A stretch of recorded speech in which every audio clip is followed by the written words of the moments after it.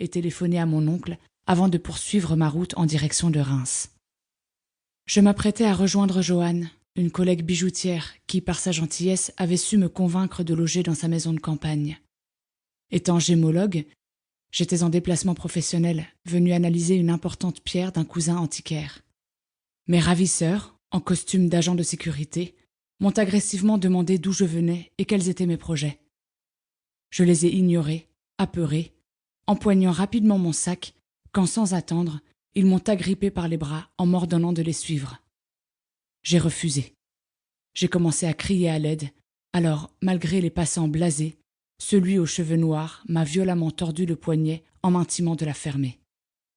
Laissant toutes mes affaires derrière moi, ils m'ont fait monter dans leur berline blanche garée 10 mètres plus loin. Le plus jeune, au crâne rasé, m'a directement mis un foulard opaque sur les yeux et placé un gag-ball avant de me plaquer la tête entre les cuisses. Son odeur de cigarette me répugnait pendant que Black Sabbath vibrait dans les enceintes. Après un long trajet, caché des fenêtres, celui assis auprès de moi m'a sorti de la voiture en me serrant le bras et m'a descendu dans ce qui semblait être le sous-sol d'une maison habitée. Une cave enterrée, humide et froide. J'étais effrayée. Je n'avais jamais vécu d'agression si violente. Ils m'ont allongé sur un matelas posé à même le sol, un sol en terre battue, et m'ont sanglé les poignets de larges bracelets en cuir munis d'anneaux dans lesquels ils ont passé des chaînes liées au mur, puis ils m'ont retiré le bandeau. Ils m'ont sereinement expliqué qu'ils me remettraient à un homme, que celui-ci serait mon propriétaire, et qu'il me formerait à le satisfaire. Ils m'ont strictement conseillé d'attendre patiemment, puis sont repartis, en laissant la porte en fer entrebâillée. Je tremblais. Ils me terrorisaient. J'ai tenté de hurler, de me libérer de leurs chaînes, en vain. Ces semaines m'ont paru interminables. Ils n'ont jamais abusé de moi, ne m'ont jamais frappé. Je suis restée seule dans cette cave sombre, faiblement éclairée par le couloir d'où s'étendaient les lumières de l'étage. Dans ce lieu sans vie, ni bruit, je n'ai pas vu le jour depuis qu'ils m'y ont emmenée. Je ne sais plus si le soleil est levé, si nous sommes en journée ou en pleine nuit. Ils ne m'ont quasiment pas adressé la parole et ont toujours refusé mes questions. Je ne sais rien d'eux, hormis qu'ils semblent à l'aise dans cette situation. Je ne dois pas être la première.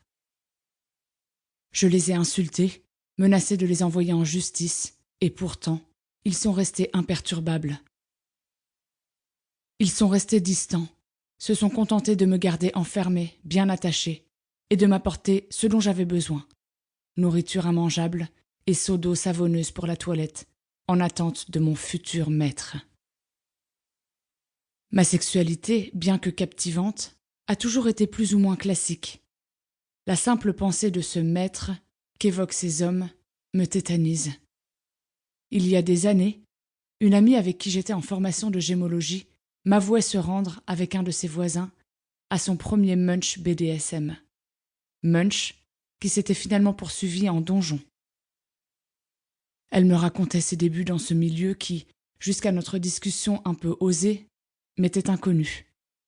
Elle y avait rencontré une domina, à laquelle elle s'était offerte, une femme d'une trentaine d'années qui, avec 2 hommes, se partageait mon amie, ainsi que 3 autres jeunes femmes. Je n'ai jamais réellement compris leur relation si particulière. Elle se soumettait à cette femme, autoritaire, qui, en public et parfois avec l'aide de ses 2 complices, lui infligeait des douleurs et humiliations. Mon amie semblait aimer s'abandonner à cette femme, jusqu'à lâcher prise entre ses mains. Elle ressentait le besoin d'être entièrement gérée par celle-ci, qui a d'ailleurs fini par l'héberger et en faire sa soumise attitrée. Comme avec beaucoup d'élèves, nous nous sommes perdus de vue, peu après l'obtention de nos diplômes, et par la suite, je n'ai jamais connu d'autres personnes de ce milieu. J'ai perdu toute notion du temps. Je ne sais pas combien de semaines se sont écoulées depuis l'avion. J'ai souvent pleuré et pensé à mes cousins, à Joanne, à mes collègues. Je les ai imaginés inquiets, avant de me rappeler que mes disparitions leur sont habituelles. Je suppose qu'ils me pensent encore dans les bras d'un amant, prise de passion entre une nouvelle éventuelle aventure et mon travail prenant.